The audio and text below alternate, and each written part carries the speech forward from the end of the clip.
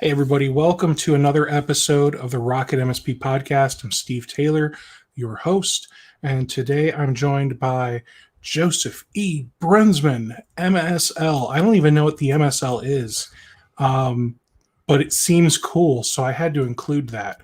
You guys also may know him as JoeCyber on Reddit.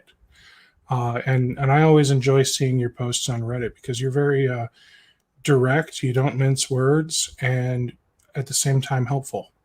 So, thank you. Kudos to you, man. So, thanks for being here.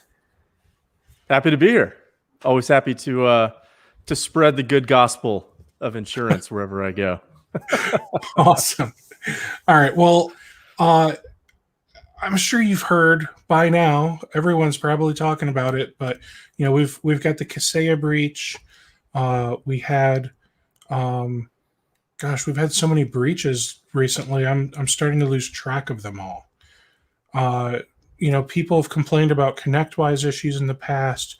There was another breach that SolarWinds. Yeah, that was important too. So we are quickly becoming the target as MSPs, and that's bad. Sure. Yep. So, what's happening on the insurance side, on the liability side? Because this stuff isn't cheap for the insurance companies.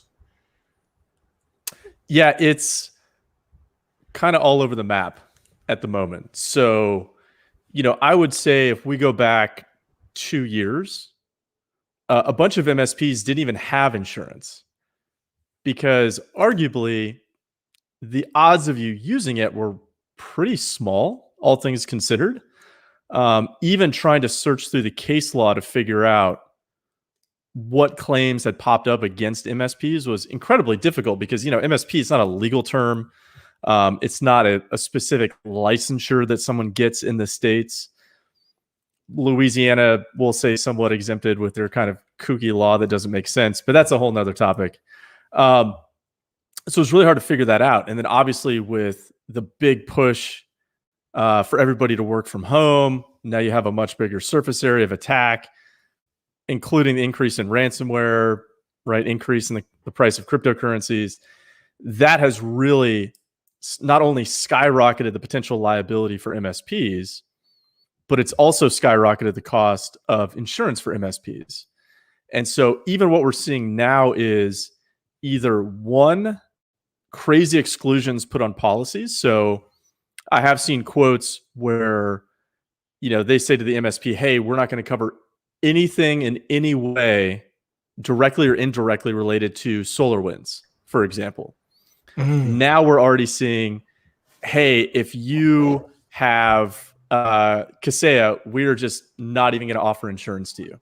And that is a particular point of the policy that they just will not budge on. Like I've already asked, they just will not budge on that particular requirement. So we're kind of seeing all things all over the map. And, not only is the price increasing, we're seeing insurance companies just completely leaving the market. So they're not even offering tech E&O insurance for MSPs moving forward. They may hold on to what they have. Some of them are just non-renewing those guys moving forward anyways. So it's really a dynamic market at the moment, all things considered. It sounds like it. So you said some insurance companies won't even insure an MSP if they're using Kaseya right now. Exactly. Wow. So does that mean they're also dropping MSPs that are already clients? I haven't seen that yet. That would be hard to do right now. Mid-policy period, there would be some really big statutory hurdles that they would have to overcome, and it would probably be illegal. But that's not to say that depending upon how Kaseya plays out, that we won't see whole insurance companies just no longer offering insurance for MSPs. So exiting the market or moving forward saying, hey, this is a conditional renewal.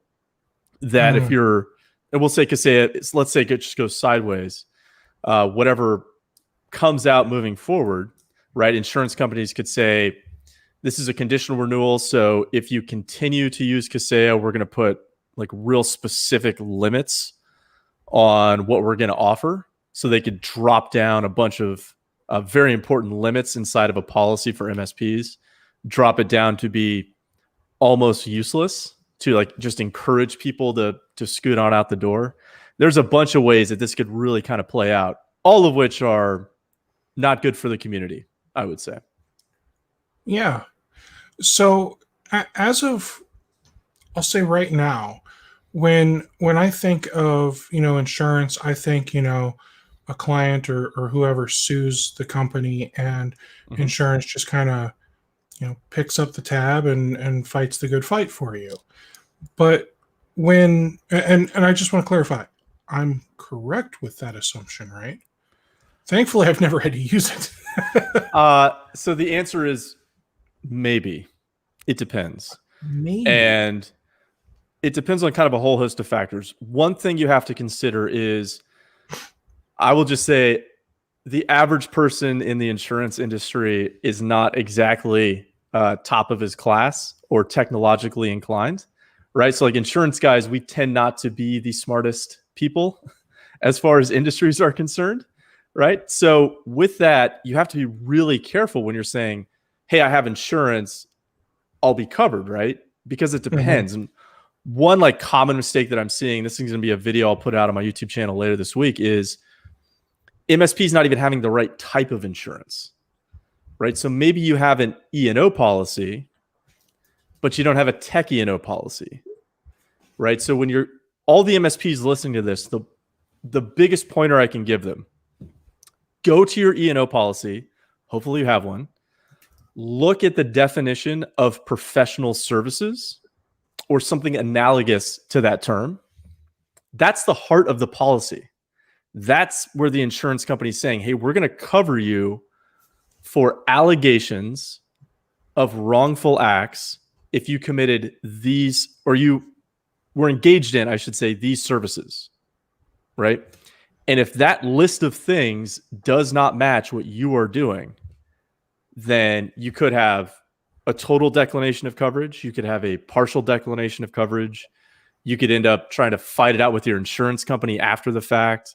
You could have the insurance company cover the claim and then come back against your business to try and recoup those funds.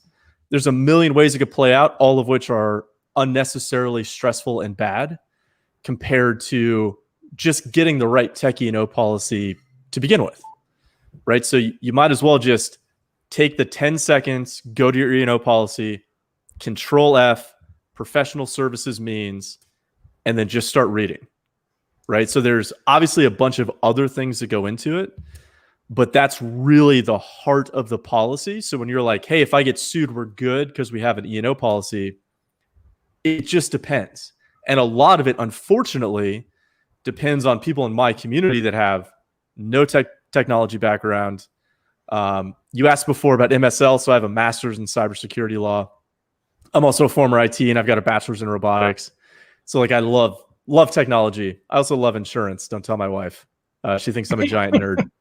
But there's a lot more to it, I think, than the average MSP realizes. And I'm seeing a lot of new MSPs come to me for insurance, and they're like, hey, can you take a look at what I have? And they just have the wrong thing to begin with. And it's really dangerous for the MSP. That means that there's a whole bunch of liability that MSP could have that they're just not even aware of. So let's talk about that for a second. So, I think as an MSP, we've always been told you should get, the liability, but then you also want to get the E&O, or depending on if you went with a different provider, you may be able to get like a BPOP or something like that. Or is that the right word? Or BOP or whatever? BOP. Business owner policy. So with that, am I wrong? Like, have we been misled? So the easiest way to think about insurance, right, is what you have in one policy, right? It'll say, hey, this is what we're covering. And then it'll have a bunch of exclusions that if you read through them, they'll probably put you to sleep. But those exclusions are essentially saying, in most regards, hey, this thing is actually covered in a different type of policy. And that's why we're not going to cover it under this type of policy. And so you actually have, right, and as a fellow business owner, it can be really daunting when you're sitting there and you're going, what the hell is all this stuff? Right? Like, do I need a commercial general liability policy or a business owner's policy? Do I need an employment practices policy? Do I need an E&O policy and a cyber policy or a tech E&O policy? If I'm sending my guys out to workers' sites, out to clients, do I need a commercial auto policy? There's just hundreds of insurance products.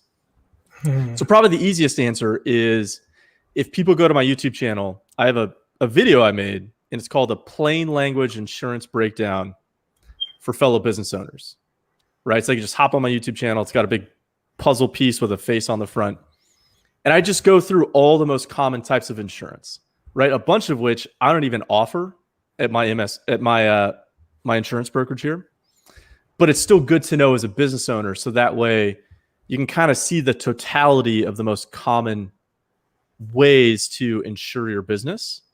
So at least that way, you as the MSP owner, you can make that educated decision, right? You can always say, now that I know what this thing is, I can get it or not get it, right? I'm willing to take that risk or I'm not willing to take that risk. But at the very least, you should know what those options available to you are. Because when you go to, like me, for example, right? MSPs come to me and they go, hey, I'm looking for tech E&O insurance, right? If they know what it is. Or they'll say, I need cyber insurance or E&O insurance. Or they'll say, hey, I want employment practices insurance. I actually don't offer business owners policies, commercial auto, all the general line stuff, right? So then they go to a general lines guy, kind of like the State Farm agent down the street, and he won't know anything about E&O insurance or cyber insurance or anything I do, right? So it's a lot of the insurance industry is kind of siloed because it's so complicated and there's so many caveats and nuances. A cyber policy can easily be 90 pages, right? And here at my brokerage, I expect myself and all of my employees to be able to intelligently speak about every single clause in that policy and add value. And so you can only be so good at so many things. So that's why I would encourage everyone, just check out that video. It's free on YouTube, because each policy kind of has its own specific purpose. I appreciate that. Now, we have a question here. Mm-hmm. Ian wants to ask you a curveball, and he wants to know if you have any comments about cyber insurance in Canada. He's saying that most insurers instill no more confidence than a wet paper towel. Now, I just want to clarify. I enjoy a nice wet paper towel. It does a great job, like cleaning counters and tables. Sure. As far as cyber insurance in Canada is concerned, I'll say that while I have written courses on international cybersecurity law regulations, part of which was Canada is generally outside of my bailiwick of expertise. But what I will say is generally Canada, we'll say minus, I think, Quebec to some degree, works on the common law system. So it's a lot like what we have here. And with that, once again, just start thinking about when you're concerned about cyber insurance, what is cyber insurance? Like if I had to explain it to my wife, who's actually, she's got a bachelor's in art and a master's in fashion design, right? So she has like zero technology background whatsoever, knows nothing about insurance. And when I start talking about it, she falls asleep, right? So when you're thinking about cyber insurance, I use something just called the bucket system, right? So the easiest way to think about it is cyber insurance has two parts. Somebody is suing you for money, costs that your business incurs, right? So someone's suing you for money. Client comes after you following a breach. regulator comes after you following a breach. Payment card industry data security, PCI DSS stuff, right? Merchant comes after you following some type of event, right? That's all over here. Over here, these are costs that your business would incur, right? If you didn't have insurance. So let's just break it down. And this is kind of what you'd want to look for, just as far as cyber insurance is concerned. First is going to be data breach. Here in the US, it's fairly analogous, I believe, in Canada. That would be loss, so both access and acquisition, as it's generally defined in the statutes, of PII, personally identifiable information, social security numbers, credit card numbers, debit card numbers with some, say a PIN, bank account numbers with method of access, driver's license numbers here in the US, little known fact, that type of material.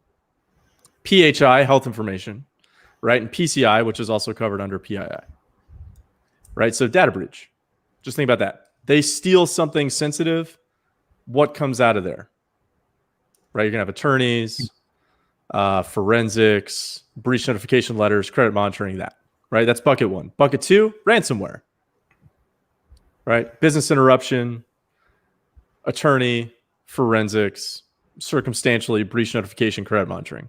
It's bucket two. Bucket three, that's going to be loss of funds. So bad guy gets money he's not supposed to have, right? There's a bunch of different scenarios on how they can happen. So you got to be really careful about that part. But it's just think about what your business is concerned about, right? Is it, Becky in accounting wires $500,000 to a bad guy? Is it bad guy gets into your system, tricks your bank into wiring funds? Is it bad guy gets into your system, tricks your clients into transferring money where it's not supposed to go because they're impersonating you, right? Just write down those scenarios. The very last bucket, it's all the miscellaneous stuff. So if you're concerned about bricking, cryptojacking, dependent system failure, and I will say for the MSPs watching this, if you're getting those cyber applications, right, or your clients are saying, hey, technology, take a look at this cyber insurance policy, tell me what you think. To a certain degree, you need to couch the answer, right? You need to say, I'm not an insurance guy. I can't give you official insurance advice on this policy. But make sure you look at those buckets that I mentioned before. Next, right, this is really key for the MSP. One, you need to look for dependent system business interruption, right? So that would be your MSP goes down because of some type of cyber event. Bless you. Your MSP goes down because of some type of cyber event and your client can't make money. You want the cyber insurance company to reimburse them, not your E&O policy. The other kind of big golden nugget there for the MSPs is dependent system failure. So that would be your MSP goes down not because of, say, a data breach or ransomware. It could be, let's say, what are the odds Microsoft comes out with a bad patch, right? Or some vendor does something silly and they just shut everything down, right? What are the odds of that? And if because of that, your client is losing money, once again, you want the cyber policy to respond, not your E&O policy. Now, you said not because of ransom, but if a vendor does something silly and shuts everything down, what if other MSPs got ransomed? I'm safe, my clients are safe, from what I can tell, and Kaseya still shuts everything down. Sure. Yeah, so in that case, and once again, it depends on the policy, right? So I know everyone here reads all of their insurance policies front to back. Oh, absolutely, yeah. Obviously. Everyone here has insurance too, I'm sure of it. Of course. So part of it is, let's say you are implicated in that, right? Like your clients aren't hit, but one of your vendors goes down because they're just shutting everything down. Kind of the 80-20 is, one, you have to read your policy. Two, if you're going to look for some, let's say, system failure reimbursement coverage on your own tech E&O policy as an MSP, generally that's going to take the company's approval to actually implicate that specific coverage feature. Now, they can't really be jerks about it and just outright deny you. But what you're doing is you just have to make the argument, right, with the insurance broker, hey, we had to go down. We're losing money now because this vendor shut his system down, right, because of this particular circumstance. We would like to recoup under our policy. Does that answer your question? I think so, yeah. Sort of.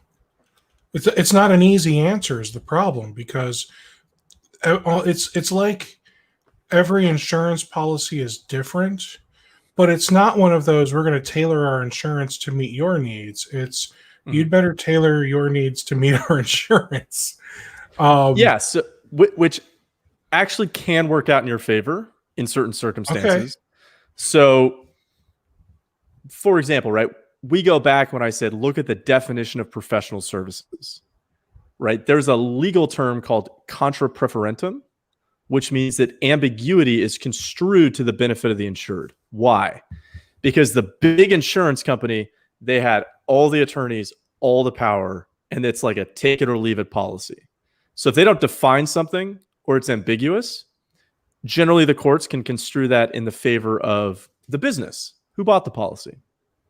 So when you're looking at the definition of professional services, you want it to be as broad as possible, which is kind of counterintuitive, right? You think you would want an exact list of everything you're doing, right? But generally what's more beneficial to businesses is, it says like professional services means blah, blah, blah, blah, blah, including but not limited to, and that's got like a whole list of stuff, right? Which kind of says like, hey, we're covering you for doing MSP things, right? Or like technology things is probably a good way to kind of describe that in more colloquial terms. So it can work out in your favor, but a lot of it, you're correct, right? Unless you're a really big MSP, the days of me being able to like manuscript language or request endorsements or change limits or sublimits, those days are over,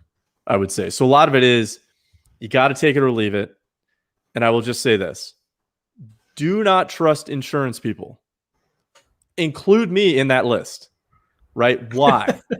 One, insurance people, we tend to be rather dumb. But two, the business owner is always going to know more about their business than I ever can, right? So I will add value everywhere I possibly can to that business.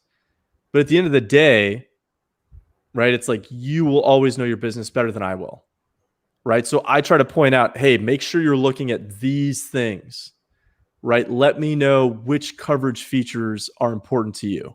But only you and the other MSP owners are actually going to know whether that's important or not, right? And so for the MSP, if they're looking through this and they're going, hey, I don't think it covers X, Y, or Z, or maybe I need more insurance, or maybe I need this sublimit to be increased, right? That could be a sleep better at night factor. It could be a strategic business decision. It could be the risk manager at the MSP. It could be a contractual obligation that I just wouldn't even know existed. And so with that, it's, I just say, hey, every MSP out there, look at what the 50-pound brains are doing, right? The insurance companies. They've got teams of attorneys.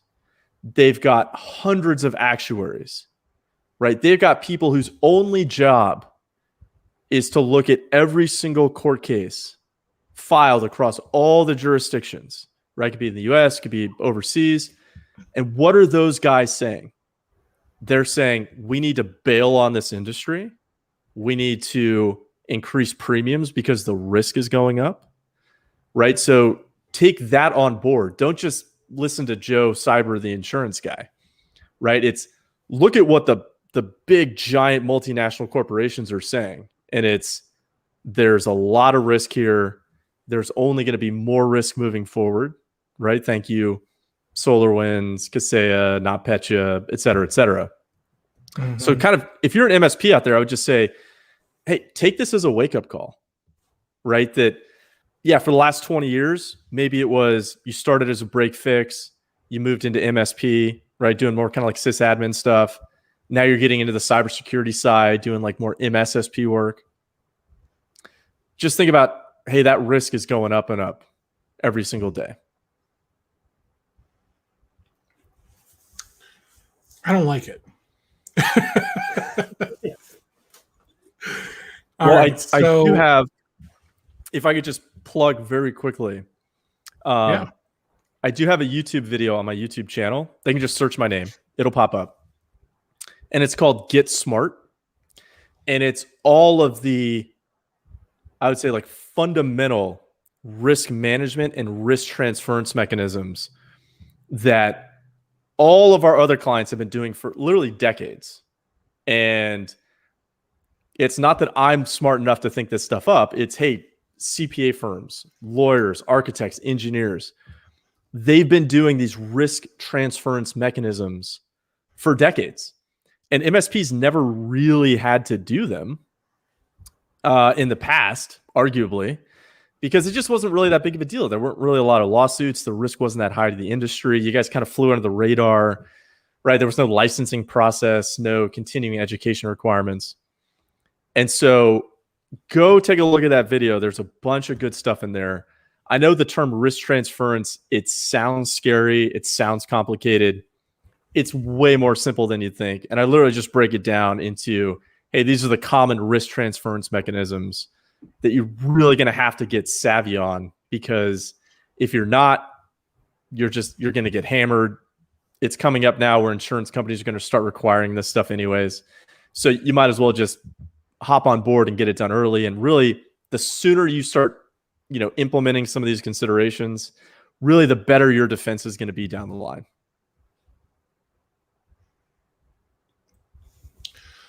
All right, so let's talk about the clients of MSPs. Mm-hmm. As an MSP, should we be requiring our clients to have certain policies or riders? So I would say broadly, contractually require appropriate cyber insurance. Just require it, hands down. How do you do that? The first way, the easiest way to do it, just blame the insurance company, right? Just blame your own insurance company, because everybody hates insurance companies, right? I probably hate insurance companies a little more than the average bear, but just blame the insurance company. Say, hey, our own insurance company is now requiring us to require you to have cyber insurance. So they're either I promise you, it sounds scary to a lot of MSPs to do that, but here's a couple things for you. One, it's probably already a requirement they have somewhere. Two, they're already probably thinking about it anyways.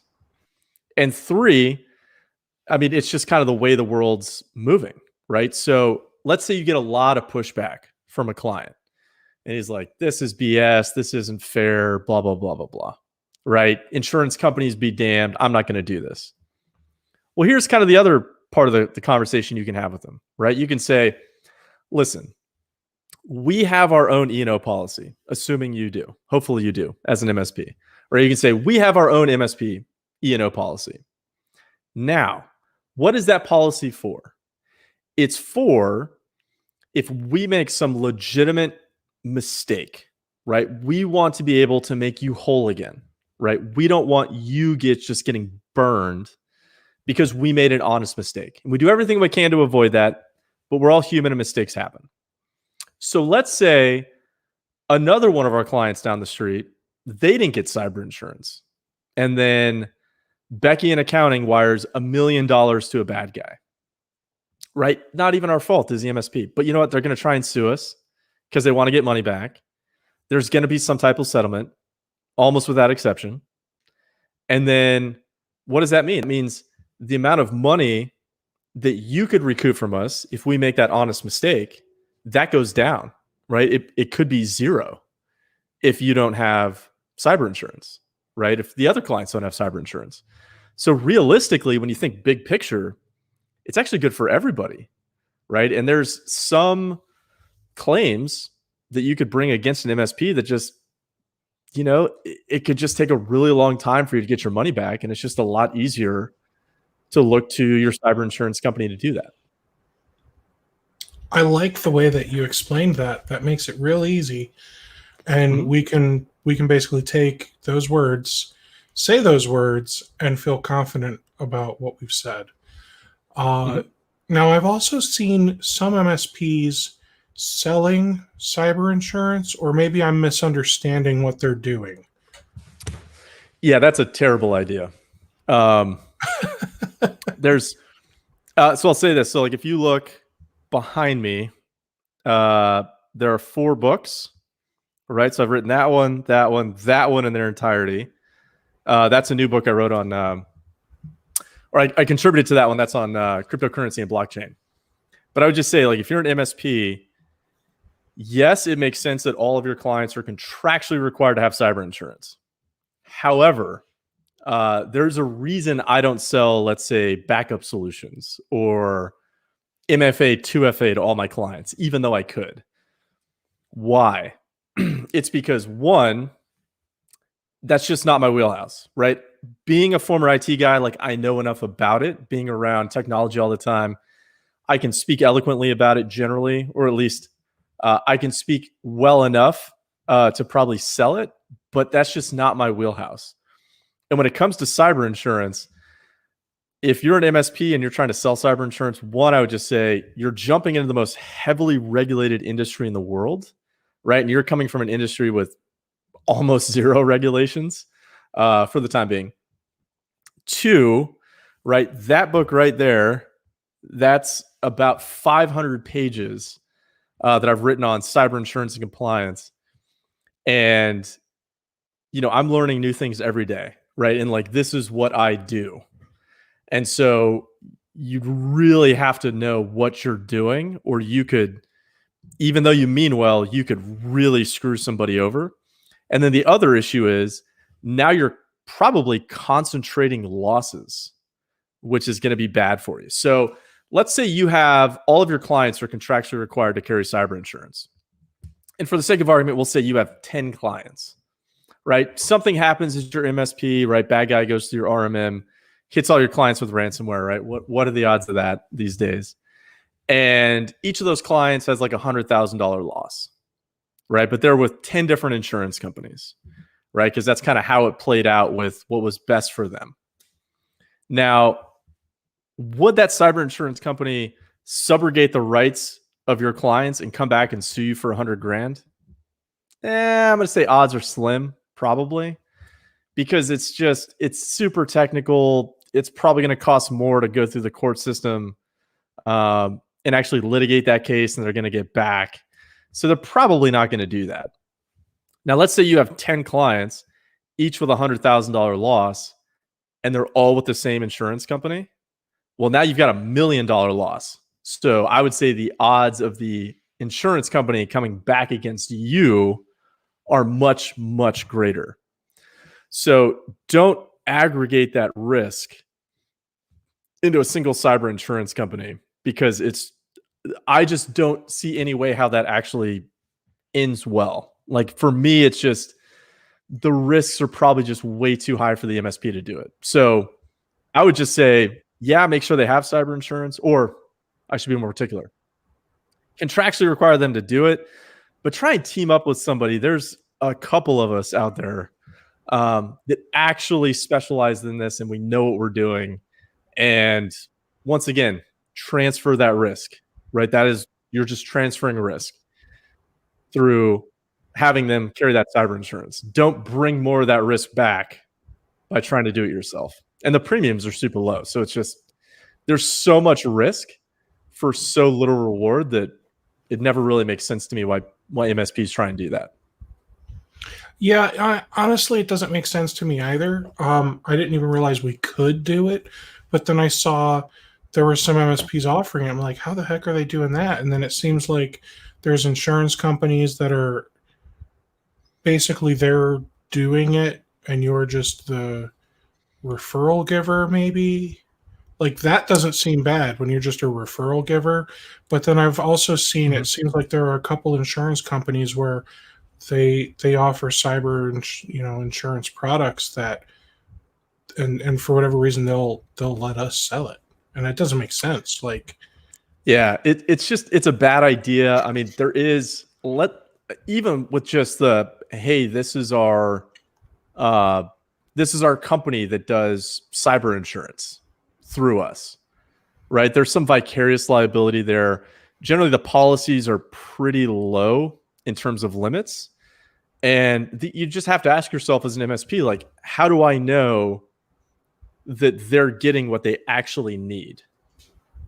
Right. And there's so many MSPs that don't even read their own insurance policy, that to assume that then they would go and try and sell a cyber insurance policy, it just seems like a bad idea. Right. And it's just one of those areas where, like, if I was an MSP, I'd be like, one, the risk is too high. And two, like, why not just take that time to do the million other tasks that we could be accomplishing as an MSP, right? Growing the business. You bring on one new client, right, that month, you'll probably eclipse whatever you're going to make in cyber insurance by multiples, I would say. So I would just say, just focus on what you're good at, right? Like, drive that path as hard and as fast as possible, right? Do everything you can to help your clients. Just leave cyber insurance to the insurance guys. go with what you're good at. What if you're one of those people that you're not really good at anything? Funny enough, I actually have a video on my YouTube channel where you could find out what you're good at. So for all the MSP, so I make a new video every Thursday, which is why I've got like so many of these out there.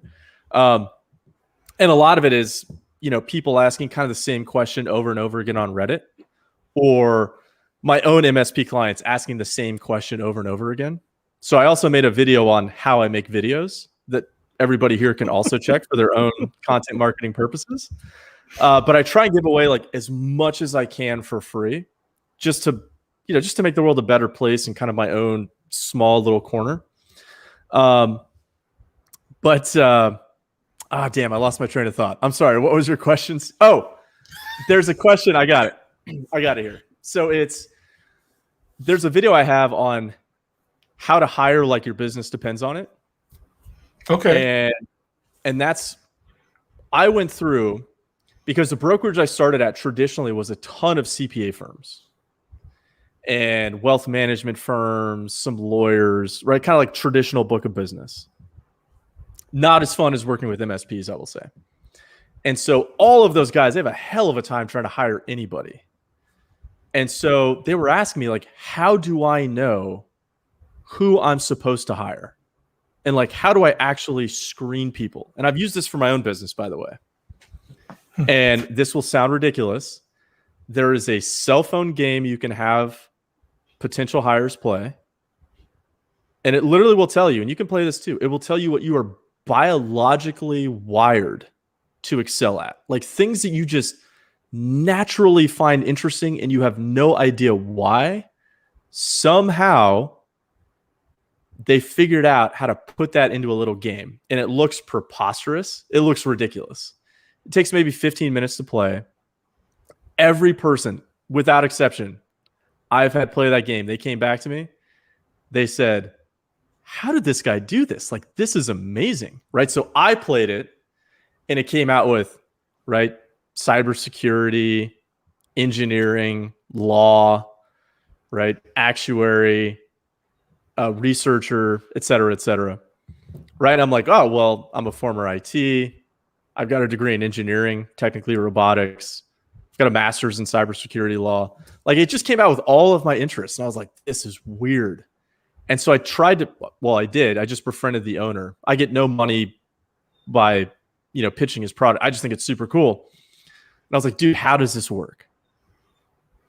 Right? Because if you, in the video, actually go through all the traditional hiring metrics that we as business owners use, right? Sample work products, referrals, resumes, interviews. Fun fact, it turns out they're all crap.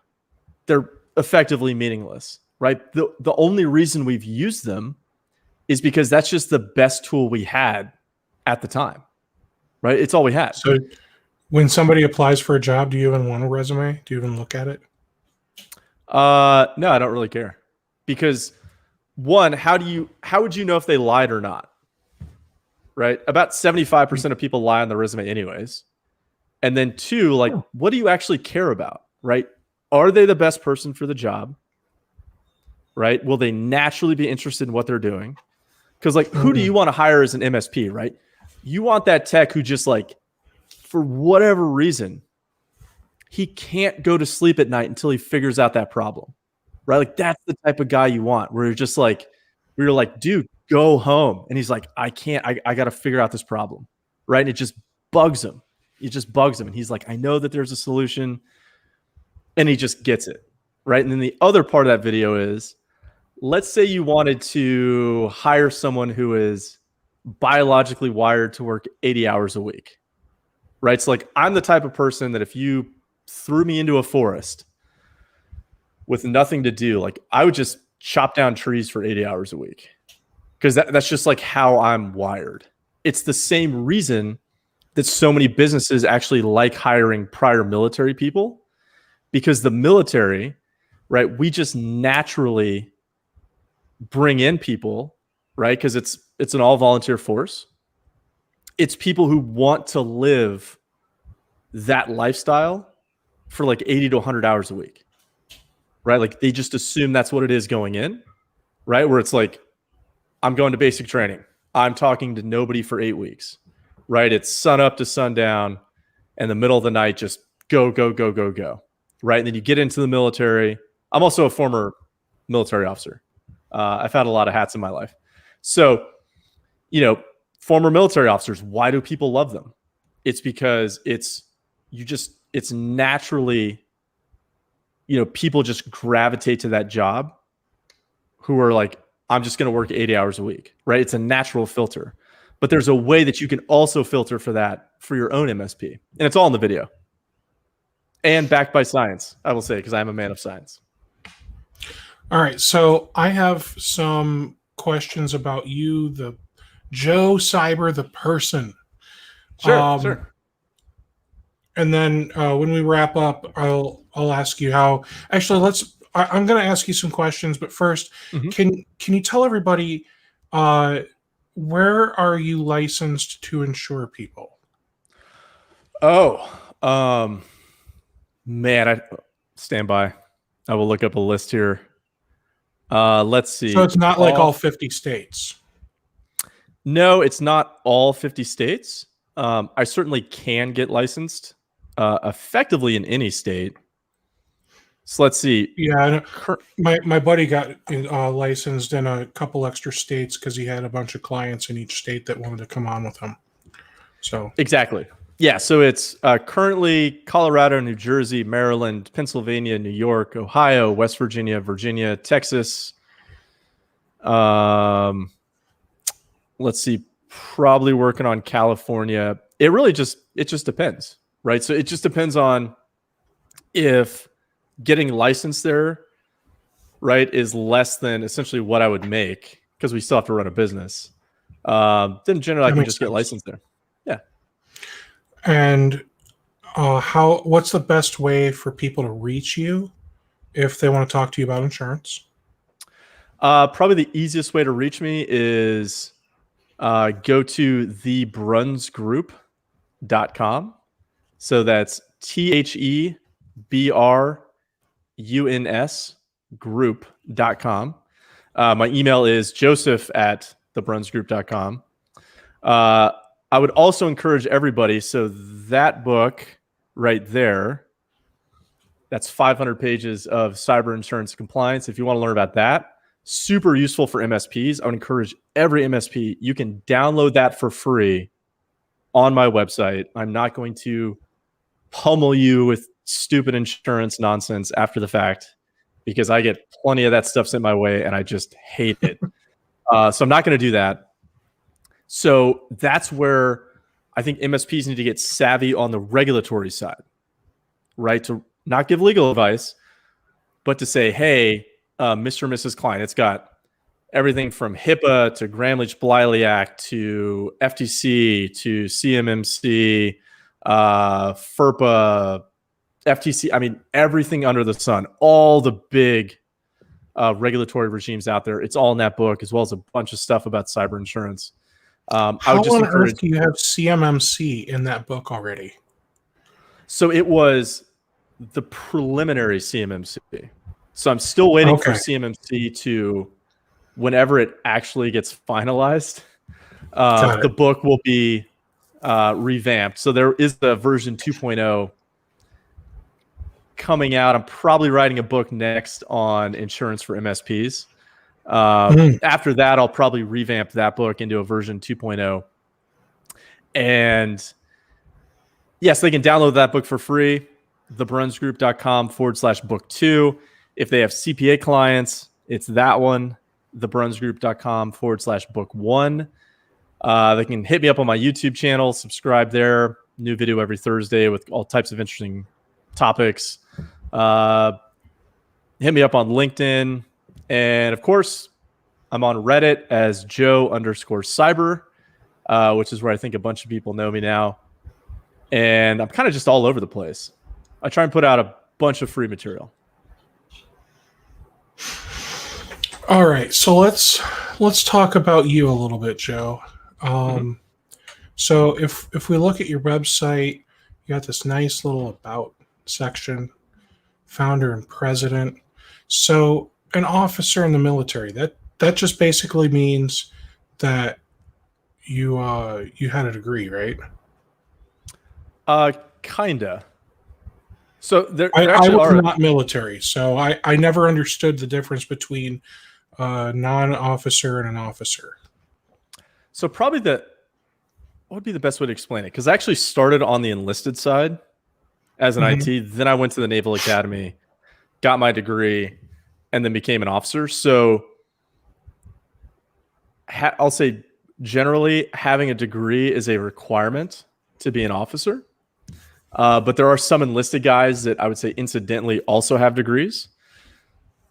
Probably the biggest difference between the two, to explain it to a civilian, is like enlisted guys they work on things, right? Officers work on people and processes, if that makes sense.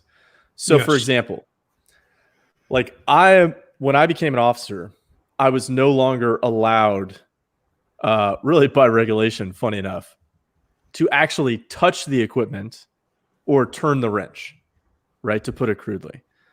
But I'm still responsible for the guy that turns the wrench and making sure that the wrench is turned, right? And then from there, coordinating with all the other officers on the ship, right? To see that if that piece of equipment is down, how that would impact all of the rest of those divisions so that the ship can still operate appropriately.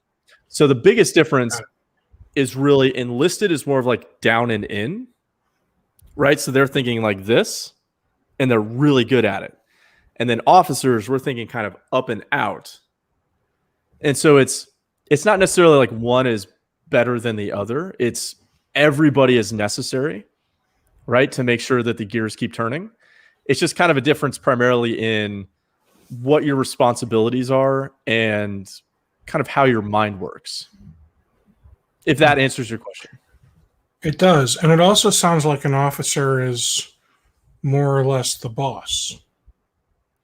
Like the managers. Mm-hmm. Okay. Man, this eye has been messing with me all day. My allergies are going berserk. I have a message out to the doctor. Told her to get me some good stuff. I don't know what that's going to do, but we'll see. Check out local bee pollen. Okay. That's like what a great segue. Yeah. So that's an old school life hack from like way back in the day from when people had allergies, because there's a really like a genetic reason why people have allergies, and a lot of it depends on like where your ancestors came from in the world, and there's specific uses, believe it or not, for allergies. And so local bee pollen, if you start eating that, it's kind of like weird, crunchy, kind of like grape nuts almost. It's kind of like what they're like. That's a great way to just kind of work on those local allergens, and then you can always put medicine on top of that if you need it. So local bee pollen, not honey, pollen. Pollen. All right. And then you said it's like grape nuts. Am I eating a big bowl of cereal of this stuff, or? I think I don't really have allergies. I tried it out for perfect. Oh, well, no, it's pure happens. So I'm sure I'm allergic to something. I think everybody's allergic probably to something. I just don't really have bad allergies, but I tried it out just for kicks, just to kind of see what it was about because I read about it and I thought it was interesting. And so it's kind of like maybe a teaspoon, a tablespoon a day, something like that. So yeah, you could throw it in your cereal or just throw it back and crush it down if you wanted to. It kind of tastes funky, but you get used to it. Okay. So what a great segue, because I see one of your interests are biohacking. Yes. So I love biohacking and Brazilian Jiu-Jitsu. Those are like my two favorite, most interesting kind of like outside activities with a little bit of free time I get generally spent looking into those. Now, your website doesn't say Brazilian. It just says Jiu-Jitsu. Yeah, so it's I guess I should fix that. I'll have to talk to my website person, but Brazilian Jiu-Jitsu is it's like the best thing in the world. It's so much fun. So for all the fellow business owners out there, I would just say, of all of like the stress and anxiety and client problems and all those issues that we all have, all of that goes away when you have some dude like sitting on your chest trying to choke you. Right? So it looks like this very savage sport, but for me, it's kind of what I feel like maybe people that are very religious and go to church frequently, right? Kind of like that sense of like calm and I think it's Zen Buddhist. They have joy. Yeah, it's Zen Buddhism, I believe, has a specific term. The correct term eludes me at the moment, but essentially it translates into like empty-minded meditation, right? So like I do not have the patience to meditate. I have tried, but I just start thinking about like all of the thousands of things I could be doing instead of sitting, because I don't like sitting. And I'll blame the Navy for that. And so because of that, like when I'm doing jiu-jitsu, it's just very calming to me, because like when you first start out, you're going to feel like you are just in the fight for your life, right? Like you're fighting off a lion. Stick through it and eventually get to a point where it's just problem solving, right? So it's action, reaction, problem solving. How to, work the puzzle. So it's like a sport for nerds, and it's awesome. A bunch of like my gym has a bunch of cybersecurity people, attorneys, doctors, all kinds of folks. That's cool. Where are you located? I'm in Annapolis, Maryland. Okay. So I'm like 7 minutes from the Naval Academy. Yeah, I was gonna say you're close. Mm-hmm. So I'm sure you know Dumpster Fire. Yeah, who is Dumpster Fire? Nobody knows. Yeah, he's always got some like snarky remark. But he does. He put Zazen. I think he was answering your Buddhist thing of what it means. No. Dumpster Fire. I actually like some of his comments. He always makes me laugh. I don't think that's the correct term. So that's like a sitting meditation. Trying Term for empty mind. I'd have to go back into my said books to find beginner's mind. It's kind of like that. So it's dumpster fire. I would encourage you just check out jiu-jitsu. It's super fun. I think he's into it, man. He probably goes to your gym. Maybe he's you. that would be super funny. But it's one of those weird sports where it's like it's the longest 10 seconds of your life, and then you blink and an hour's gone by, and it's phenomenal. The longest 10 seconds of your life. I feel like there's a "that's what she said" in there somewhere. He's been doing it for 24 years. So we know dumpster fire is at least like 34, right? Wait, dumpster fire's been doing jiu-jitsu for how long? 24 years. Nice. So he knows what's up. So dumpster fire, you got your brown belt yet? Oh, he's probably a black belt by this point. I only know the belt colors based on what I hear on Joe Rogan, man. I'm sorry. Okay. Yeah, he's probably like a multi-degree black belt. So, I mean, what's super cool about this sport and the reason, so my coach is JP Ferreira. He's like a Pan Am's champion. I mean, the guy is phenomenal. And I've been doing jiu-jitsu for minus like COVID and an injury, I don't know, like 2.5, 3 years or something. Okay. And new guy comes in. I'm also like 6'2", 230. So I'm not a small person, but doing sports all my life. New guy comes in, like I can ragdoll 99.9% of those people, right? I roll with my coach, my professor, and I feel like I've never taken a day of jiu-jitsu in my life. I mean, he just wrecks me up and down the mats, like without even trying.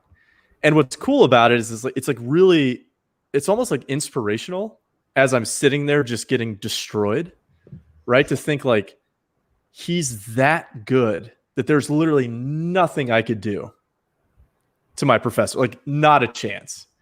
But it's really cool to think like, you know, with enough knowledge, right, and enough time and enough practice and enough intent put into this activity, that maybe like someday I could be a fraction of that proficiency. And it's just, it's super cool. And I think Joe Rogan said it, right? Like it's what every martial art has promised to be, but never really was.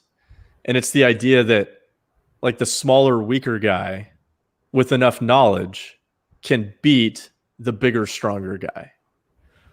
And everything about it, I don't want to drone too long or I'll put people to sleep, but I would encourage everybody, just go try it.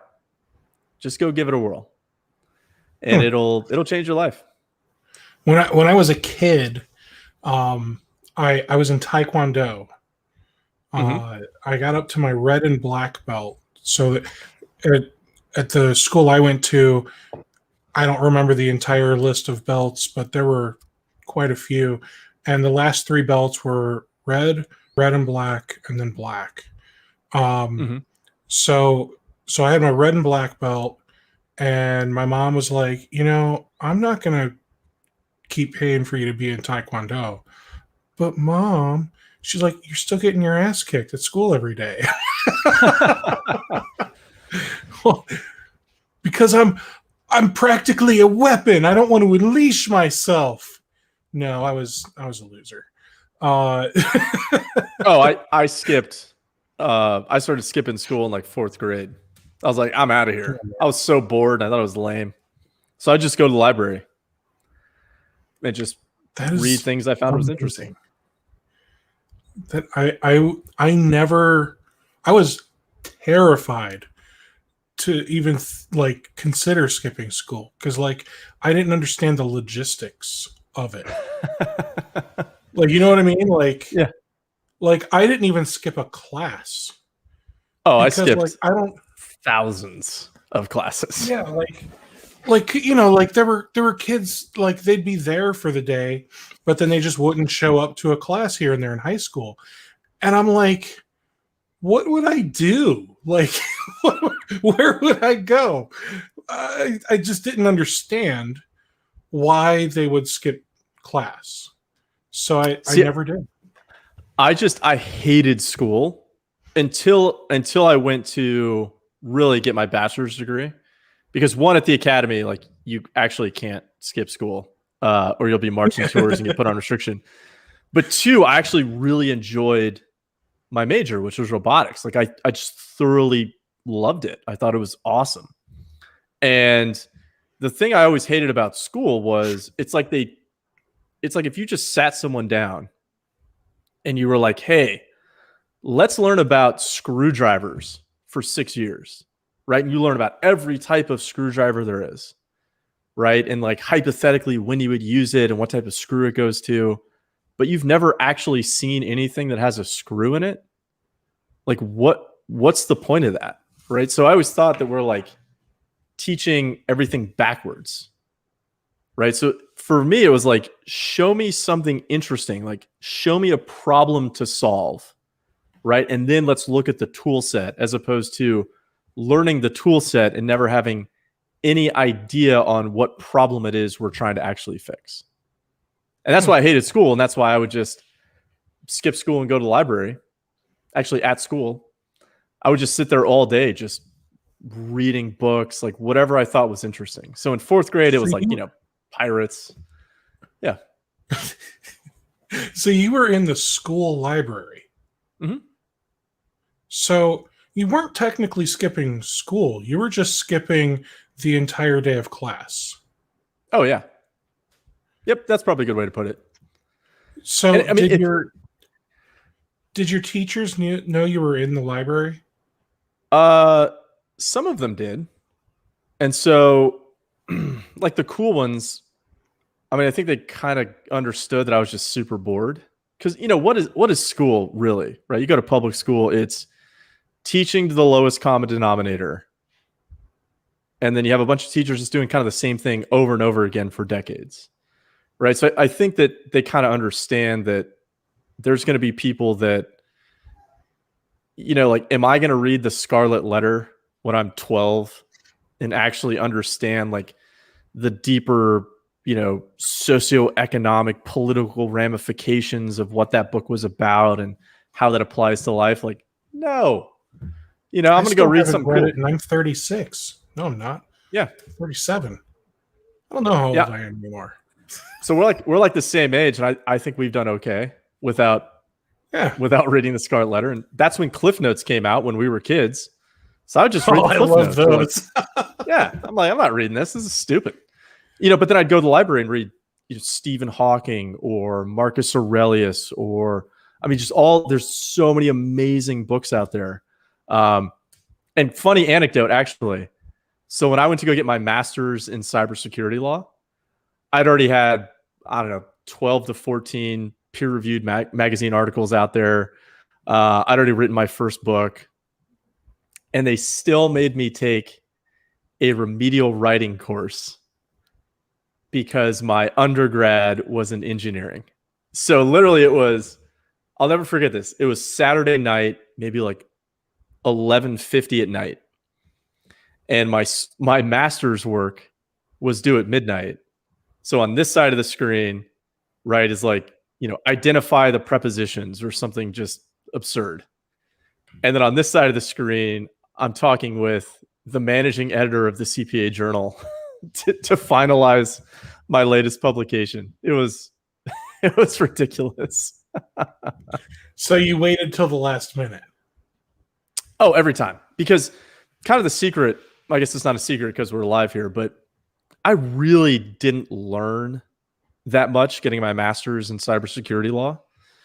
And the reason why is because I think it goes back to me skipping school all those years, which is I'm primarily... You kind of already learned it but from all the books you've read. Yeah, so from reading books, because I just naturally enjoy this material anyways, right? So if I never got paid ever to do cyber insurance, I'd still read about it and research and probably write about it because it's just naturally interesting to me. And so by the time I went to go get my master's, there was a few classes like some of the finer legal nuances you wouldn't really know unless someone taught you. Things like administrative law, which is super boring unless someone teaches you. I'd never really been exposed to that. But all of kind of like the big picture ideas. So I'd already literally published magazine articles on like the topic of some of my classes. And so, I was like, well, I'll just... So you could teach the professor a few things. Yeah, I mean, I don't want to sound like too cocky, but there were some things they were teaching there that they might have been a little antiquated or... Yeah, and so actually the first book right there, or the second book, and then which led to my third book, the whole reason I wrote those books is because, the first one, I needed a master's thesis. And so the people in charge of the program, they came to me and they were like, hey, you should, because you've already been published, you've done very well in the program, here are some like very nuanced niche topics, right? I think one of them was like, we would really like you to write about the intersection between GDPR and the EU-US Privacy Shield. And I'm sitting there going, all right, well, there's like 10 people in the world that need to know about that. And the people that need to know about it, they already have like 100 attorneys on staff, right? These would be like huge multinational organizations. And then of course, Schrems 2 came out and Privacy Shield is bunk now anyway. So it would have been a giant waste of time. But what I thought was, in my line of work, working with like actual humans and not just being an academic, like what do people really need to know? Like what do business owners, like what should they actually know and care about? So things like what laws are out there, right? Like what laws apply to my business? What do I really care about for cyber insurance? Like where are the declinations coming from? How do I fill out an application? All those kind of, seemingly rudimentary ideas that to us are very rudimentary, but to the average business owner, like they have no idea. They're thinking, hey, I'm in Florida, right? So Florida law could apply to my business. And it's like, no, it's actually where your clients are residents of, not where your business is located, that ultimately matters. So let's say you're an MSP and you have a client who's a CPA firm and they're in North Dakota and they're right outside a military base. I think there must be one in North Dakota, right? So that CPA firm is going right now. Yeah, there's got to be one up there somewhere. It's probably some Air Force base with all the missile silos. And so that MSP, let's say they're trying to get savvy on the regulatory side. They're going, hey, well, we're in North Dakota. We probably don't have that much to care about, right? And then the CPA firm is going, we're in North Dakota. We don't really have that much to care about. But then the trick is, hey, do you have a single Massachusetts client? It's like, well, they're by an Air Force base. And if they're doing tax returns, they could be dealing with all 50 different state and territory breach notification laws. Now they need to know what those are. And that term, breach notification law, is kind of a misnomer because a lot of those laws, they actually have cybersecurity and data security requirements built into them, right? So that could be technical requirements, administrative requirements, and even physical requirements. So that's why that book really even came about. And I now hold the record at the Carey School of Law for the longest master's thesis ever submitted, actually. NCTAMS. Oh, NCTAMS. Lant. LANT. NCTAMS Lant. That's Naval Communications.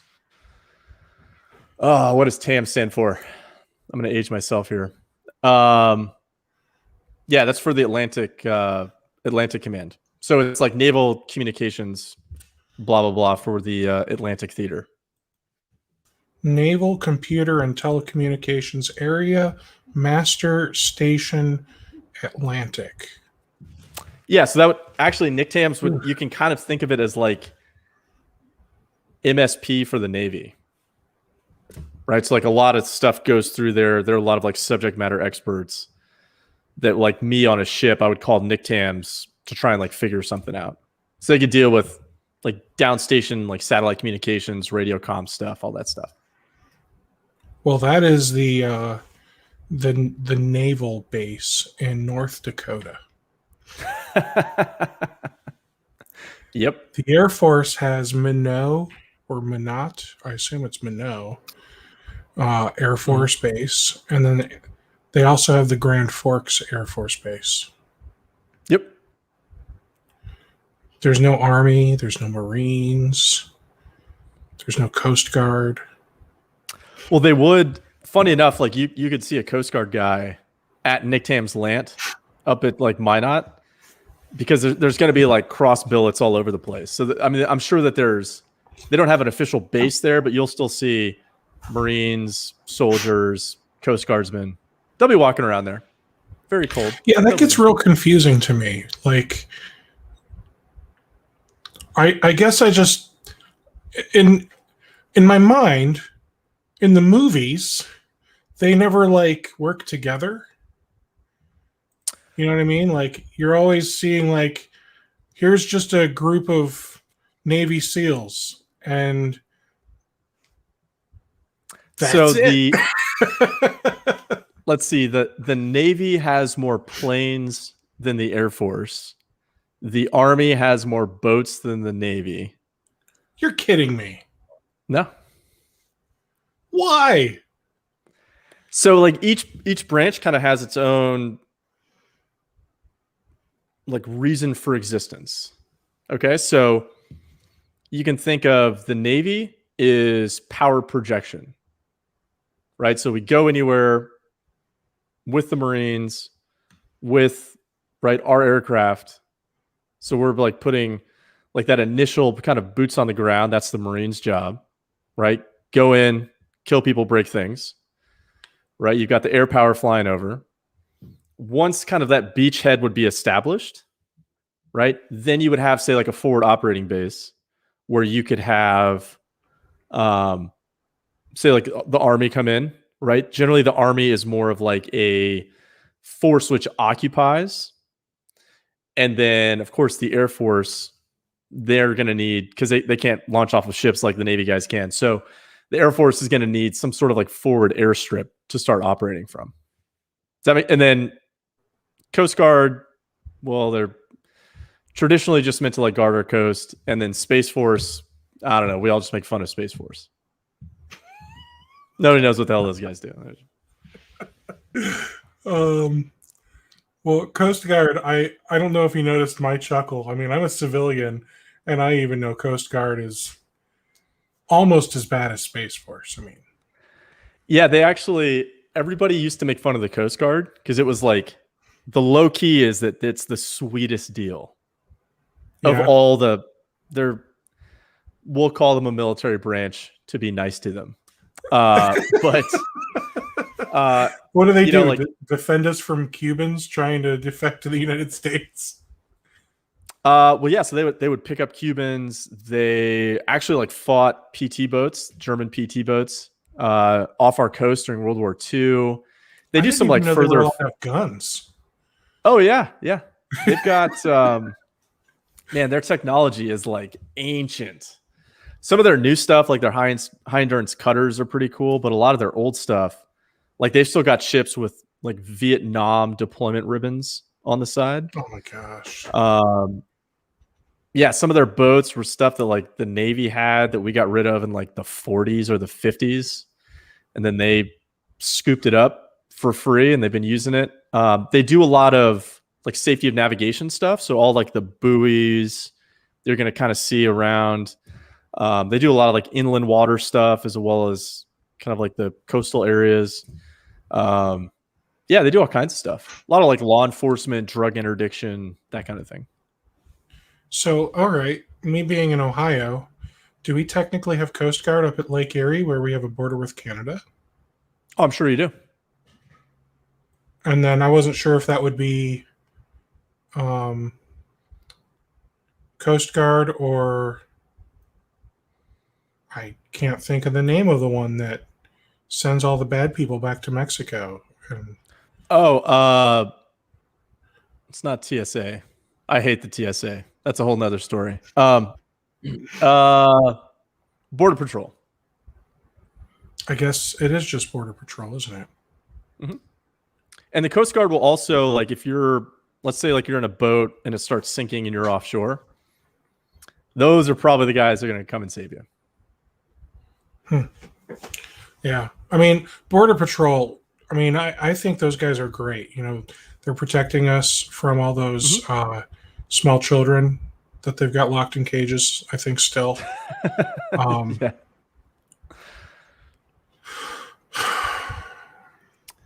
Yeah, it's just kind of one of those, you know, like each branch kind of has like its own thing that it does, and there's some overlap out of necessity between all of them. But the Coast Guard, the reason we gave them hell for all these years is because, like, so a Coastie will be like, oh man, I got to go on deployment. And then me as a Navy guy is like, yeah, man, we're gone for like 10 to 12 months, right? Like, we are gone for 10 to 12 months until we come home. And a Coast Guard deployment is like, oh, we're out Monday through Friday. We're back on the weekends. Like, that's their deployment. And so that best quality of life, super chill atmosphere as far as military is concerned. So there's a bunch of former Navy guys that actually go into the Coast Guard after their enlistment is up, or like helo pilots in the Navy will actually bump over to the Coast Guard and go be helo pilots over there. Because they'd rather just fly over the ocean and save some people that are stranded instead of fly over and then the Middle East and get shot at. Yeah, and then just come home for the weekend. Yeah, they're home for the weekend. Right? Whereas, like, you know, dumb saps like me who signed up for the Navy, you know, it's like, dude, you're gone for 10 months minimum. And then when you're back, you have a workup cycle. You're still gone probably at least a third of the year minimum, just standing duty on a ship, plus workup deployments, surge deployments, all that kind of stuff. Yeah, Coast Guard, it's a sweet deal. It's a sweet deal. But Space Force. I have no idea what the hell they do. I have no idea. Like, legit, no idea. No idea. I mean, I know that I looked into it for like half a second. Because like there was a possibility that I could be a Space Force officer. So I was like, I wonder what this is. And I looked, so they're doing a lot of like satellite communications, I think, like a lot of obviously things in space, but I think it's more like satellite based. There might be some imagery component to it. I don't know. There are a bunch of top secret nerds out there. I've never met one. None of my buddies went to Space Force, so I have no idea. Oh, that is I really wish somebody could tell me what it does, because my assumption is you know, some genius thought we need to defend the United States from Mars. Like,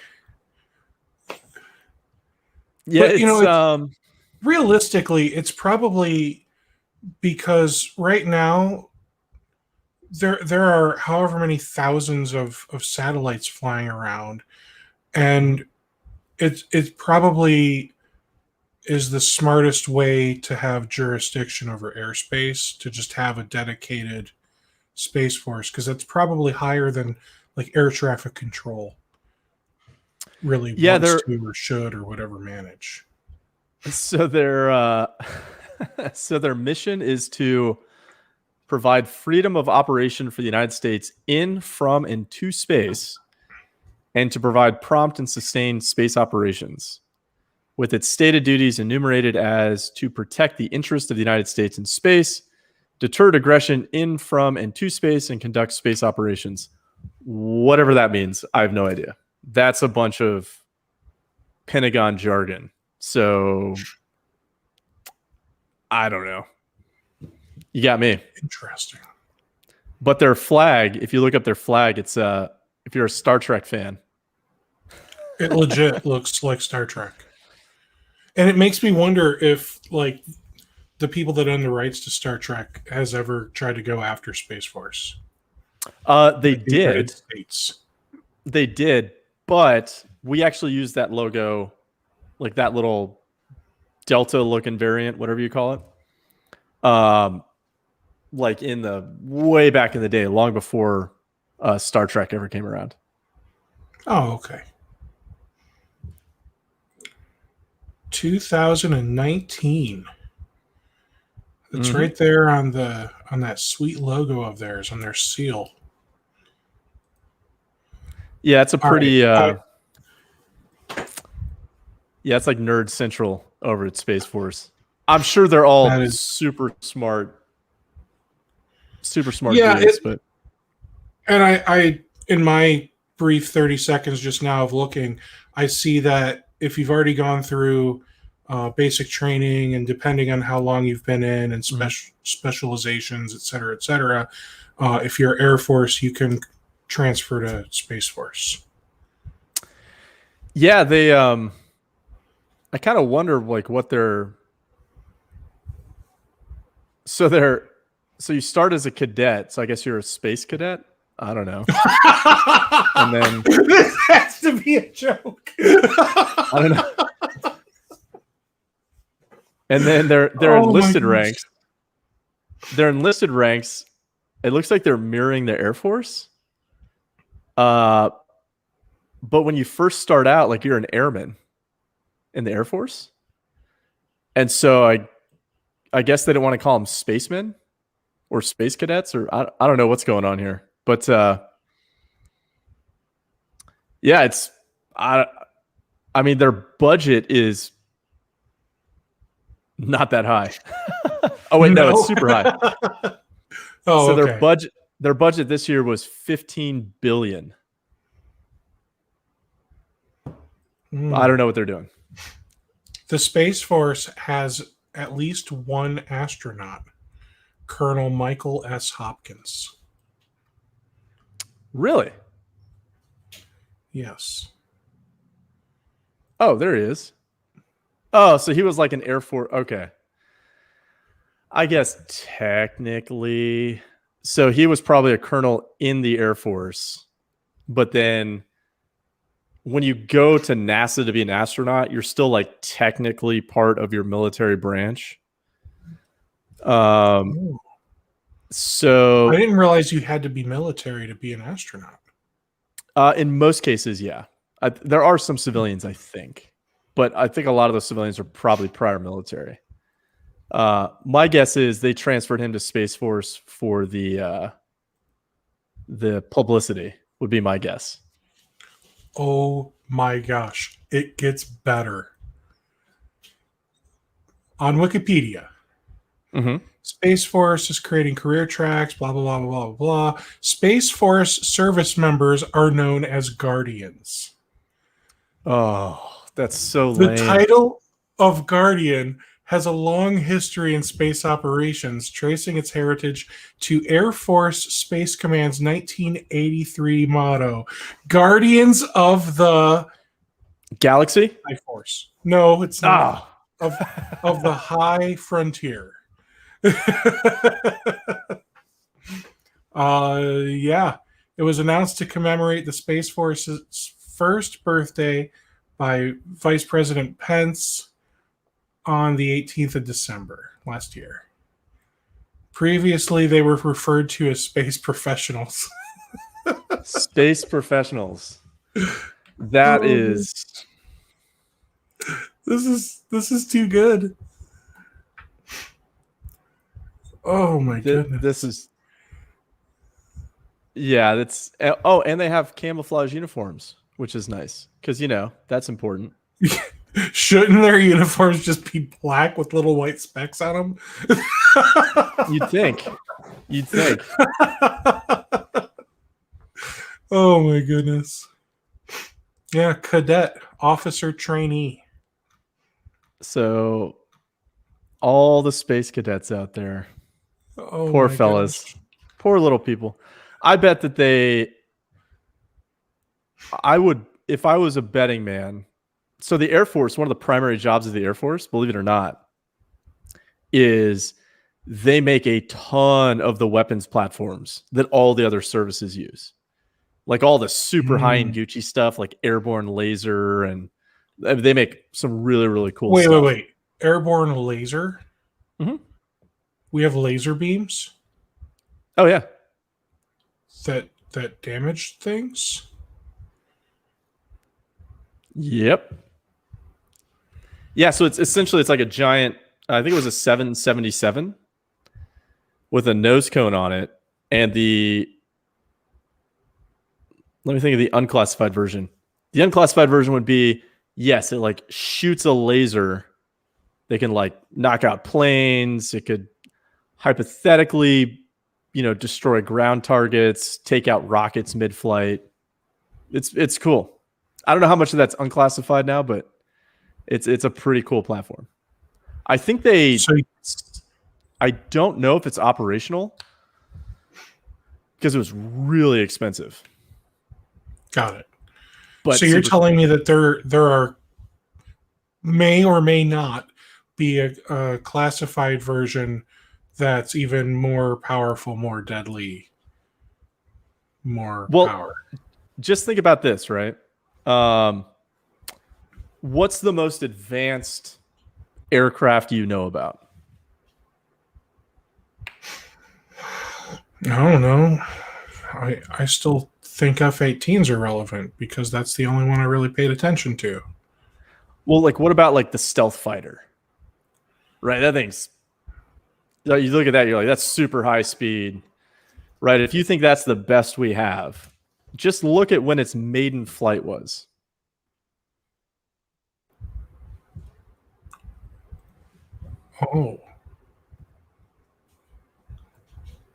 Oh. F-117 Nighthawk. Yeah, these are legit. First flight was 40 years ago. So just think about, like, for us, what was computer technology like in 1981 compared to what we have now? I mean, I've got a refrigerator more powerful than most of the computers back then.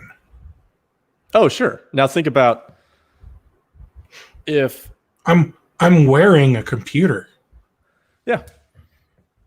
So think about the stealth fighter is like the Commodore 64 or whatever, right? And then think about what you could just buy off the shelf now, and think about the U.S. military is at least a decade or two ahead of anything you'll find in the civilian market in terms of technology. So just extrapolate that from the F-117 forward 40 years. And I don't think we have UFOs. Let me just put that one out there. I don't think that's us.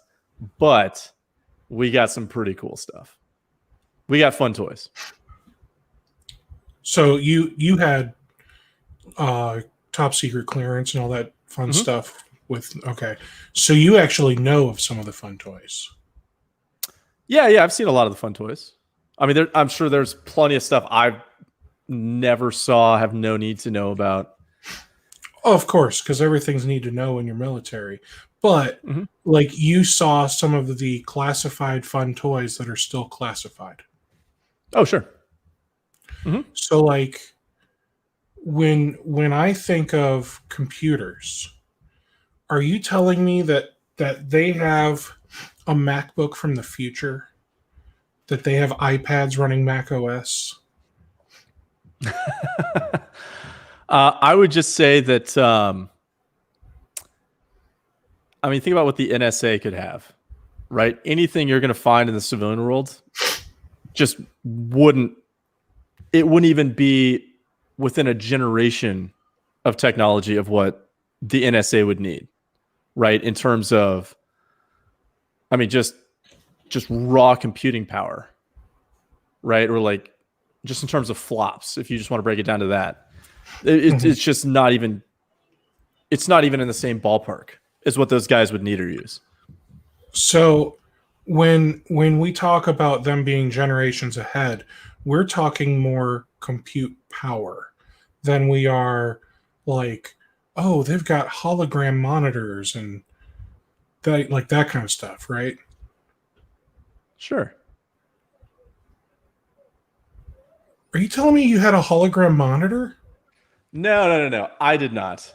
But I will just say that the technology, like think about it this way, right? Like the highest speed stuff that gets like issued to us, right? By the time it gets to us, that technology is probably 20 years behind what they're working on. By the time it even gets like to the fleet in the hands of us who would use it, right? Like the mainline force, that's like 20 years behind what they're working on or what they have. So like if you look at let's look.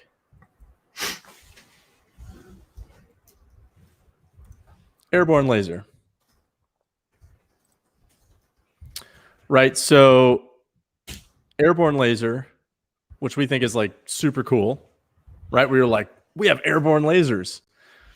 Yeah, first flight of that was in 2002, which means I'd say it was retired in 2014. So that's 19 years old, dude. July 18th, 2002. And look, it if you go to the origins, it shot down several missiles in tests conducted in the 1980s. And you didn't even know that thing existed until I told you.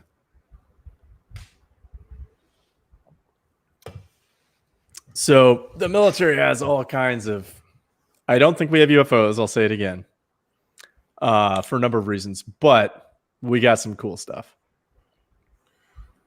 Okay, but what's the deal with the government releasing all of this information about UFOs? Now, when I say UFO, I'm not talking flying saucer. I'm just talking about unidentified flying objects. Sure. So I have no purview onto the inner workings of why they would release that material or not. I do love conspiracy theories. Like let me rephrase that. I love thinking about how people think about conspiracy theories, if that makes sense. You might love the conspiracy theories, but it's not that you believe them.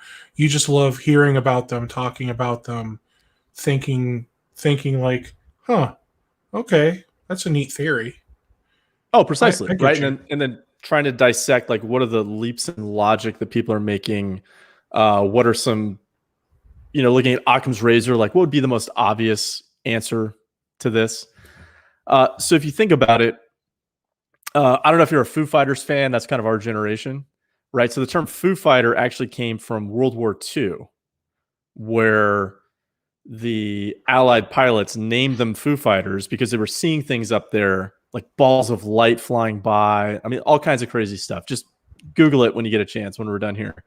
And so to think that technology existed in the 40s and somehow our military intelligence apparatus with all of the funding, I mean, that would be the greatest intelligence oversight in the history of the world if any foreign power actually had that technology, right? So because it so far eclipses anything we can do with the brightest minds in the world working on our research projects with effectively unlimited funding, right? Because we can just print dollars.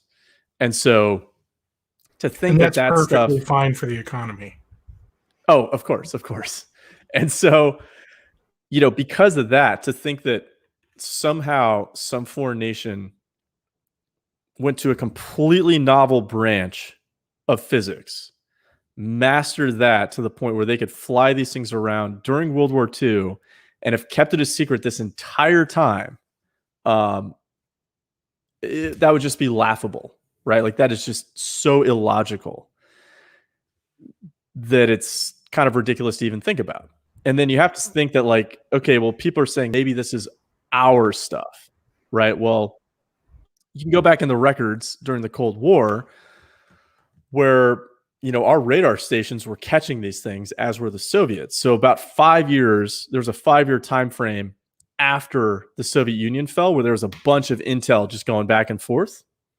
And the Soviets thought it was us. We thought it was the Soviets, right?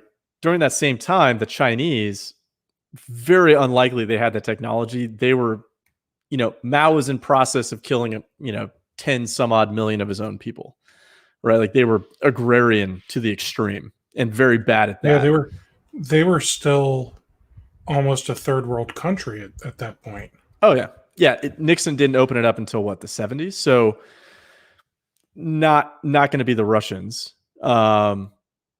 It probably wasn't the Germans, or obviously we'd know about it now, right? It wasn't like a wonder weapon, or that would have just immediately won the war, right? You could fly UFO at 16,000 miles an hour, making 90-degree turns, oblivious to our current understanding of physics, and you could bomb anywhere in the continental United States. So it's not the Germans, and then it's Maybe not it was us. the Japanese. No, I mean the Japanese, they were making planes out of balsa wood during World War II. Wait, so you're telling me they bombed Pearl Harbor with balsa wood planes? Yeah, I think it was balsa wood. Yeah, so like the Mitsubishi Zero, a lot of that was made out of wood because they don't have the natural resources in terms of steel and coal, right? One of the precursors of World War II is we were cutting that stuff off from the Japanese Empire, right? Which eventually led to Pearl Harbor. But it's not the Japanese. And the way that our military works, for obvious reasons, is you don't take, assuming it was us, right? And these are our things, you wouldn't take this obviously super Gucci, very, very classified piece of like wonder material and then just zip that by our own pilots, almost causing collisions. Like that would not happen, right? Because one, you wouldn't want them to see it, and two, like the military has ways like where there are like specific boxes you can operate in, right? Everybody has to know where everybody else is located because you don't want ships running into submarines. You don't want planes flying into other ships and spooking them. Like everybody knows where everybody is, right? It's a big picture that we can put together on our ships. And so it's just, as crazy as it sounds, I think the most logical explanation is that it's actually aliens. Like I think that's the irreducible minimum, is that it has to be something else. Could it be kids on a field trip from the future that just want to look at our aircraft carriers? Maybe, I don't know. But like, I don't think it's anything that humanity currently possesses. It's just illogical for me to think that that's a possibility. So you believe the most logical option at this current point is aliens. But if you think like the speed of light, man, speed of light, sure. Like there's nothing faster than light, right? Okay. So the speed of light, I think the nearest star that has a Goldilocks zone is like millions of light years away. Yeah, so somehow, whatever these things are, they must be able to manipulate space-time, like however they're doing it. And the reason I say that is because if we take the reports at face value, right, where who was that pilot that came out with like the Tic Tac UFO? Anyways, he was a Naval Academy graduate, actually, and an astrophysics major. and a prior Marine. So I believe that guy. Like if there's one guy who has nothing to gain, Commander Graber, I think was his name. I thought it was Alex Dietrich, U.S. Navy Lieutenant Commander Alex Dietrich. Oh, I think that was the female who was with him, but I think that the CO of that squadron at the time, like he has nothing to gain by saying this and everything to lose. Got it. Right, every class reunion he comes to at the Naval Academy for the rest of his life, he's the UFO guy. I mean, without exception, right? And so, you know, when he's saying that these things are making 90-degree turns, when they're moving like tens of thousands of miles per hour, right, with no control surface, right, so they don't have flaps or ailerons. Can our planes, military planes, actually fly like tens of thousands of miles per hour? Nothing that I'm aware of. I mean, I think the fastest we've probably gone is like a few multiples of Mach.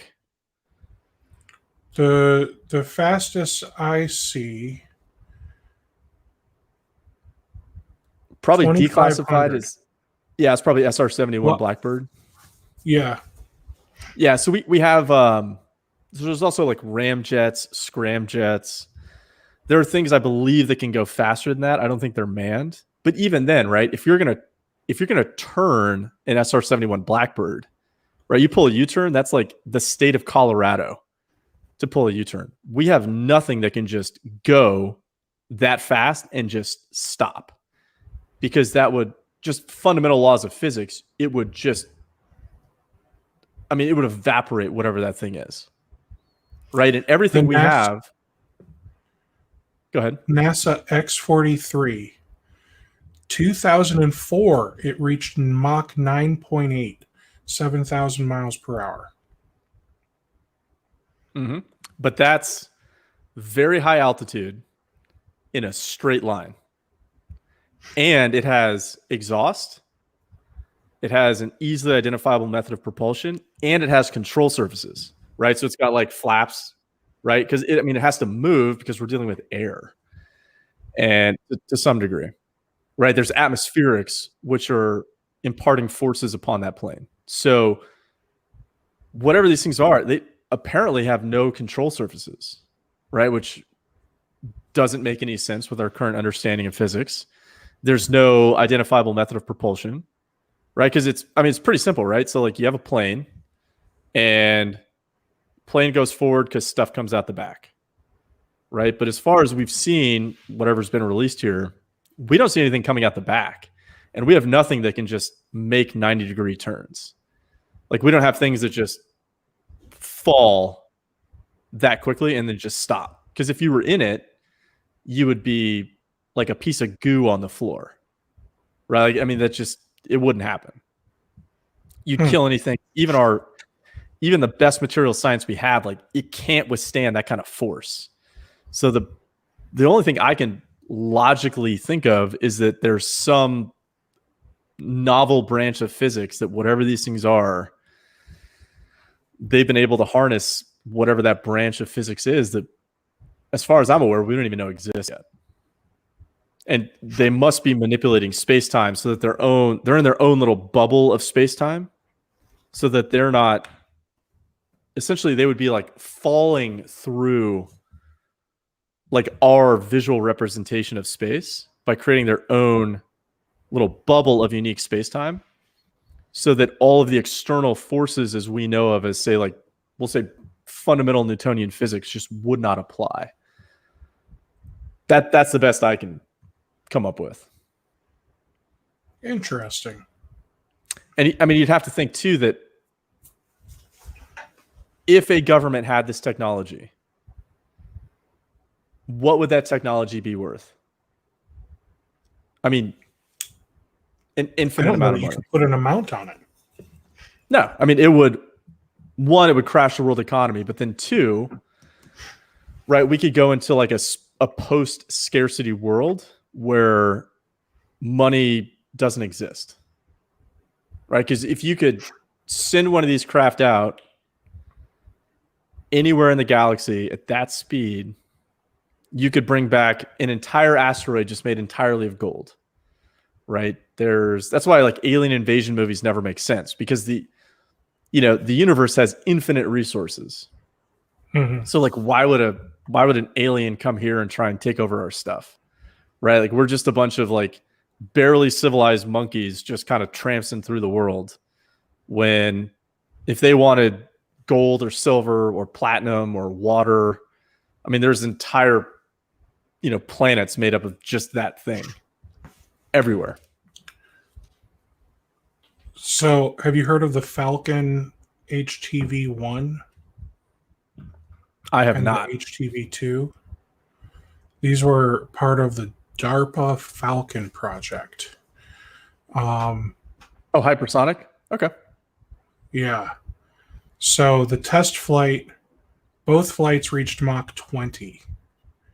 Lost telemetry at 9 minutes of a planned 30-minute mission. Oh, so that thing burned up and exploded. But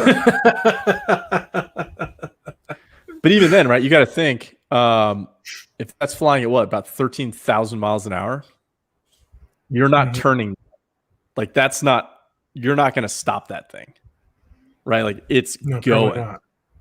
Even to slow down something like that would be just ridiculous. And you can see. Go ahead. I was going to say, you can see like it has some method of propulsion, right? You would catch that on, say, like infrared, right? You would see a giant heat spike coming out the back because it's sucking in a lot, pushing out a lot in the rear to make that thing go forward. So I'm sure probably whatever that thing actually looks like, I'm sure that somebody probably saw something, right, related to that and probably thought it was a UFO. Like, that would make sense, right? Because it's unidentified. They don't know what it is and it's moving super fast. But that's like nothing like what the reports we're seeing look like.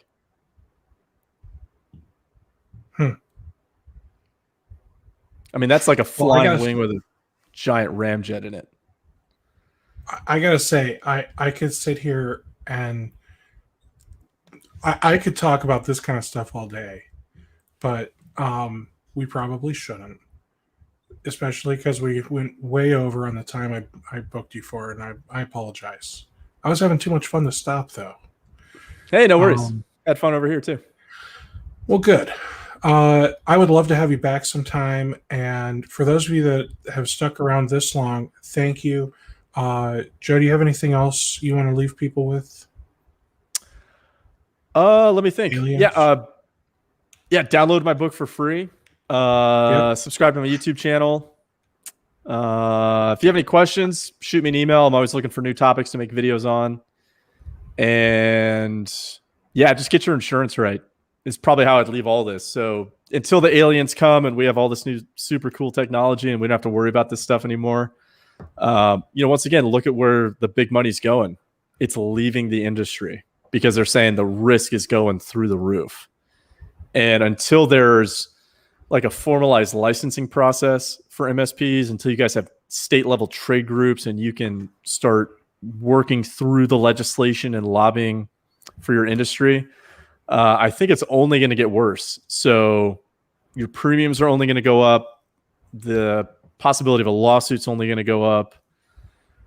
I think ransomware is here to stay for the foreseeable future. So just make sure you're protected. Just make sure you're protected. Because it's only going to get worse. It really is. It's going to get so much worse before it gets better. And before it gets better, they're going to heavily regulate us, and we're going to have to actually go through all the schooling like a doctor does, which wouldn't be a terrible thing. No. So, I mean, think about it from the insurance company's perspective, right? I come to them, I say, hey, I have an MSP that needs insurance. From their perspective, they're used to dealing with like CPAs. Hey, they had to go to college for this, and they had a 2-year work requirement. Yeah, they had to take a test. They're licensed. They have continuing education requirements, right? They're governed by the state. They have their own trade group. They have their own code of ethics and professional standards. Same with lawyers, same with architects, same with engineers. All the other white collar professionals out there, they have all of those things. The MSP community has zero of those things. And so even the auto repair industry has those things.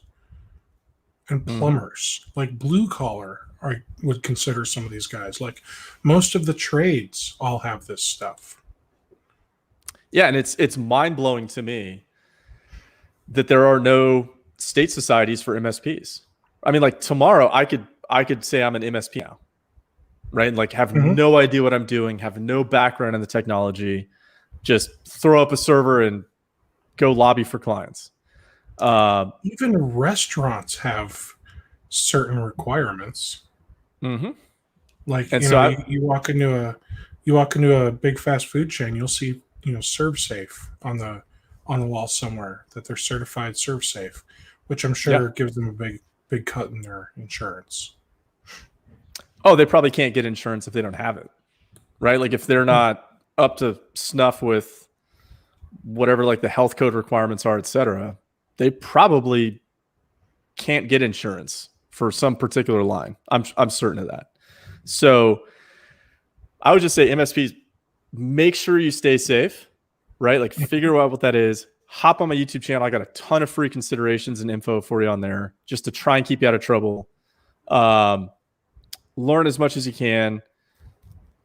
And then, man, what else?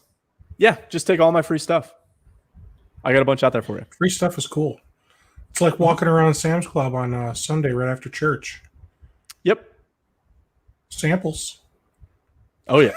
Oh, yeah.